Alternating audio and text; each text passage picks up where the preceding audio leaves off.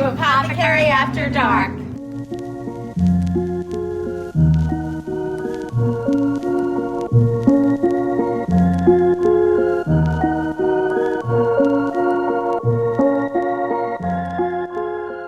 Welcome to Apothecary After Dark. I'm Danielle. And I'm Dina. We're the co-owners of Amityville Apothecary. You ever wonder what happens when we shut off the lights and lock the doors of Amityville Apothecary?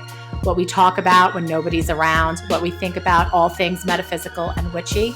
Well, stay tuned because we have some really fun topics for you.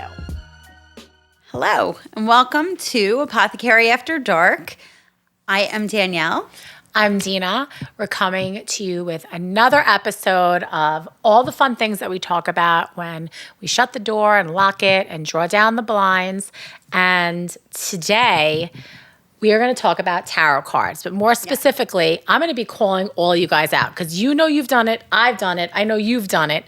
You're go to the cards, you give yourself a tarot reading, you pull the cards, you get your layout, and then you go, oh my God, not that card. Yeah, I don't want that card. Reshuffle. I don't want that right? card. Come on. We've all done this. We've all gone to our tarot deck to get an answer or get some clarity or get some insight into something going on. Yeah. What's the energy?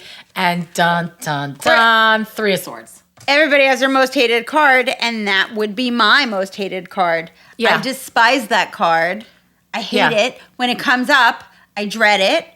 Yeah. And you actually helped me with the realization the other day. Yeah, what was that? Tell me how good I said what I said. I know, she really did say a good thing. So, the Three of Swords. That's definitely much more. Yeah. That one's much more This is the most heartbreaking. painful artwork for the Three of Swords. It's in the Lightseers Tarot deck, which is by Chris Ann, and she is incredible. I know it's probably little to see. So there is a heart, and it's broken in half. It's stitched. She is screaming in heartache and betrayal. So that's what it means. Heartache, betrayal. Yes. You have been through it.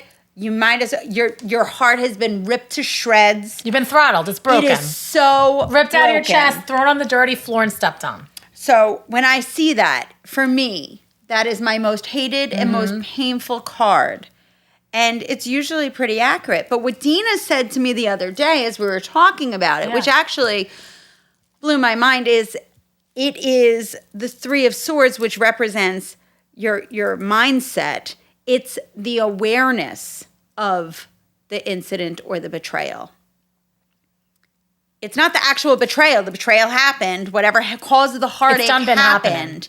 It's the realization. It's you. So it's you becoming happened. aware of something, and that's this. A lot of the swords are our not so preferred cards to draw in a tarot reading. 10 of Swords, 9 of Swords, 8 of Swords, 3 of Swords. Not wonderful. Yeah. So tarot, just for anybody that's listening that isn't as familiar, tarot is a system, and there are 22 cards, right? Is it 22? Yeah, 22, which are at the beginning of the deck. It's the major arcana, however you choose to pronounce it, potato. So what that signifies is every major life event that every human experiences in life.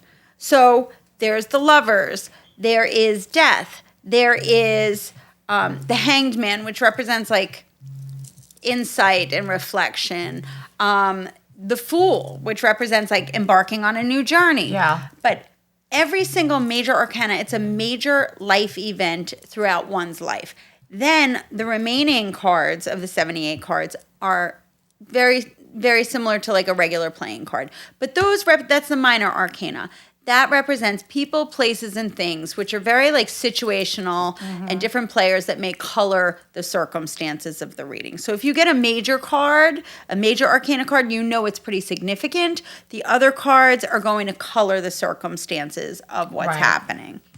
So the swords represent your intellect and your thoughts. And Dina and I are both Libras. And that is an air sign, which is corresponding with your thoughts. And I definitely am like an overthinker. So I think that's why this card like serves me. I meditate on the swords a lot because it's some of the more difficult of those minor cards to pull in a drawing. So I think about them a lot because as somebody that, reads for themselves and sometimes reads for others, how do you approach when a card like this pops out? And the realization I had was it's not, so the Three of Swords to me is the awareness of the betrayal, the awareness of the heartbreak. And then I was like, well, wait, that's sort of a good thing because once you become aware of something, then you can say, okay, now I have this information. How do I want to proceed? And then you get to choose, right? I think the problem in life and the problem with everything is that when we don't have agency in our lives, when we can't choose, when we can't make wise and sound decisions, I would rather know that somebody was betraying me than to live being betrayed and not knowing for years and years and years. I don't want to live in a lie. And sure, having information like having that betrayal of the Three of Swords come to you, your heart is ripped out of your chest and it's thrown to the ground and it's stomped on. And, my like the words of my mother, my mom is not a warm and fuzzy lady, but she's amazing. And I think about her, like, sure, like you get heartbroken, but like, all right, we all get heartbroken, right? And now like, what? Now what? And now what are you going to do? But now you have the information, right? Yeah. So a lot of these cards, like even like, like the Nine of Swords, the Nine of Swords, nights. Yep. Worry. You're so overthinking and you're distraught. Like she's sitting up in bed. She's sitting in bed. So mine's a little bit different. I'm using Way Home Tarot. This one I like because it shows the swords upright with the pollution. You're polluting your own self with your obsessive thoughts. That's the way I read this card. You're polluting yourself. And how many times have we all done that? Yeah. How many times have we been caught in a cycle of just turning a problem or a worry or an unfounded delusion over and over and over again in our heads. So when a card like this comes up, you're like, oh my goodness, like it's a look in the mirror of how do I take responsibility for the quality of my thoughts? Right. Right. I mean, the Ten of Swords is also a very scary card. So the traditional one that I'm using right now is the Smith-Waite Tarot deck. So there's a person lying on the ground and they have their entire back is just filled with swords. And it looks like he's dead. And you don't know if he's dead or not. The worst that could have happened has happened and now it's behind you. So like, I think about that movie, but did you die? Like, right. No, but he's alone and now he's going to rough road of recovery, but it's a new cycle that's going to begin and he's going to heal and he's going to learn and he's going to go stronger. Right, you came through something. And like I look at Chris Ann's interpretation and it's a woman standing on a horizon. Like the worst is behind her. This is a much more gentle card. So this is where the interpretation of the artist comes in for how they convey the message paired with your intuition. But yeah, the crows flying overhead is all that noise. Think about a murder of crows. It's like, caw, caw, caw, caw. It's very, I'm infamous for my sound effects, by the way. So you'll get to know that I like to make little sound effects in dolphins. I think also another one that's really scary, just because of really more so its name, would be the devil. Right? Because the devil is loaded in our mostly Christian, but Judeo-Christian society. That card I know, is but cool. He's hot. Yeah. The devil and the Chris Ann is good looking. Like he's a very good looking guy. So actually these go really well together. So this is the Way Home. This is Chris Ann's Light Sears. So for me, the devil is really about those things that we continue to do to ourselves that do not serve us. Yeah. So Chris Ann shows it in this. I mean, I would walk right into this guy's arms, no offense. Like, I'd be like, tempt me, you got it. He's tattooed, he's mysterious, he's inviting you. All I need is 60 minutes. Even though you know it's trouble. You know it's trouble. That's okay, 60 minutes. But In the bottom corner, the inner self is going, oh, I shouldn't have done that. You know it's going to have it comes at a cost. Yes, but he has sparkles in his hair. Selling your soul. Okay. The way home deck, it's these like, I always get, it's like these maniacal horses on a merry-go-round. Right, that's what I get from it. A merry-go-round. Mm-hmm. Horses on a merry-go-round. Right. Looping, they've got like looping. And just get off the frigging merry-go-round. You could choose. You have to take yourself off of it. Like you have to say no to this very hot, good-looking man, which I know it's like a little bit harder to say no to that guy. But it's also like substances. It's all the things that take us out of ourselves for escapism and indulgence that's not aligned with our highest and greatest good, because you have to do that shadow work. But if you just look to avoid it, guess what? That is the devil. So the devil, it's like ego. Right. So I also pulled, I love the Tower card. Mm-hmm. The Tower card in traditional imagery is a tower being struck by lightning. Oh, there's the devil. He's not as attractive as the other one. No. So it is a tower being struck by lightning, and two people are falling head first out of the tower. The tower's on fire. It's raining. It's chaos and pandemonium. And this is like, oh, God, that's scary. But, and in the tower here in the Chrysan deck, it's a meadow that's being struck by lightning, and the animals are looking up. So it's a little more gentle, but it still represents like destruction. But what I've come to learn about working with the tower, it's number 16 in the tarot card order of things. The tower represents a foundational structure that has cracks in its foundation. There have been warning signs leading up to the point where it was struck by lightning. And if you don't heed that warning and you don't fortify that structure, even if you're living in there, it reaches a breaking point where there's a point of no going back. So it's either before and after. It's one of those moments where the universe comes by and it's like, we've been giving you chance after chance after chance. And if you're not going to do it, the universe is going to come there and rip it away from you because it's not serving your greatest good. Yeah. So it's got to go. And then the universe, for whatever reason, will clear it entirely. Like there is no going back to it. You can't like... What you can do is you can heal, you can learn, you can rebuild. And as for the people who are falling, some people say they're falling to their death. I heard somebody say to me that stuck with me. It was really like pretty ingenious when they said it. It's a leap of faith. Because if they remained in that tower, that is certain death.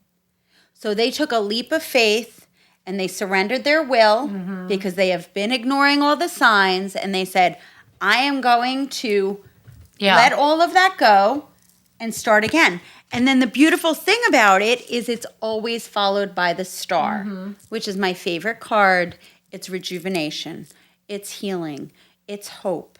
It's looking at, okay, there may be charred earth where the building once stood, but it's a new supple foundation to build upon in a proper way. Yeah, I think let's be real here. If you've been reading for some time, or you've been doing this game of life for some time, and you get to a point in your life where you have a tower moment,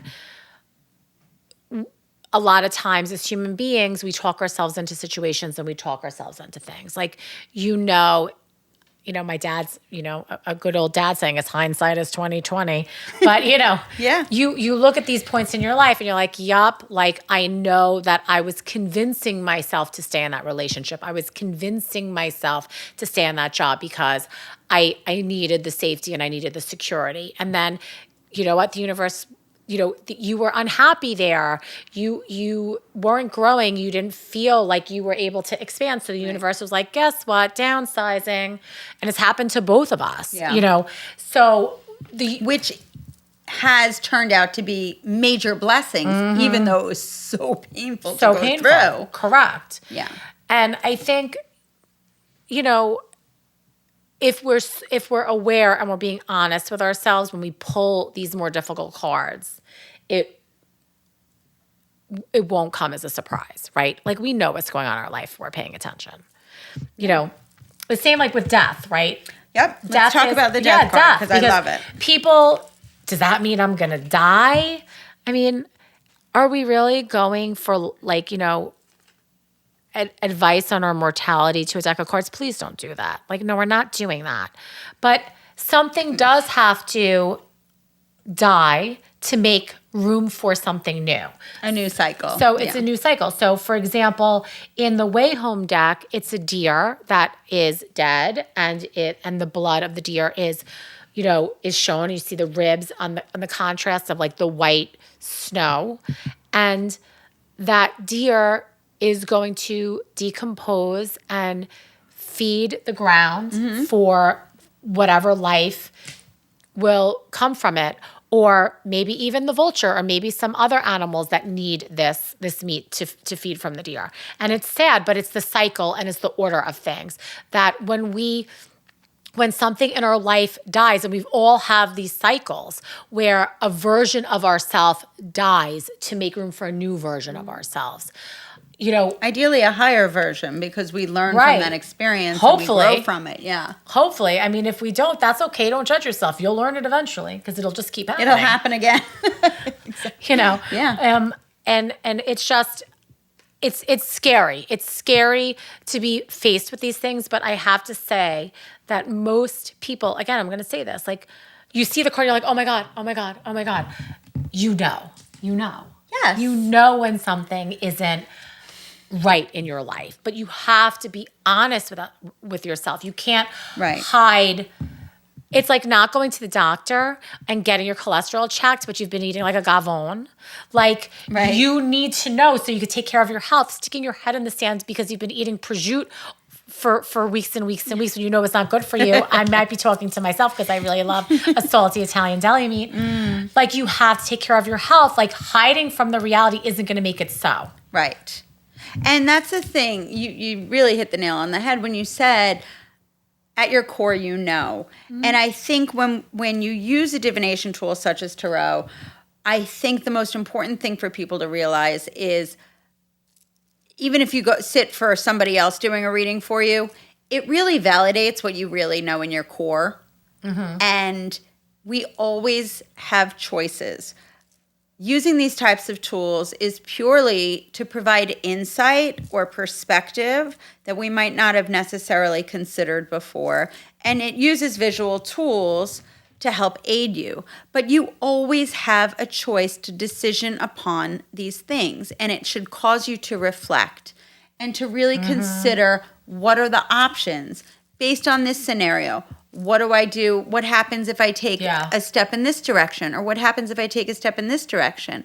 It is never doom and gloom. Nobody should ever say, you're hexed and damned to internal damnation. That is not the purpose or point of this. You can use it as an internal tool for journaling, for shadow work, for situational guidance if you're contemplating different options for your life. Yeah. But ultimately, it is a way just to channel your highest and greatest self and to glean additional insight or perspective. Get perspective. It's perspective.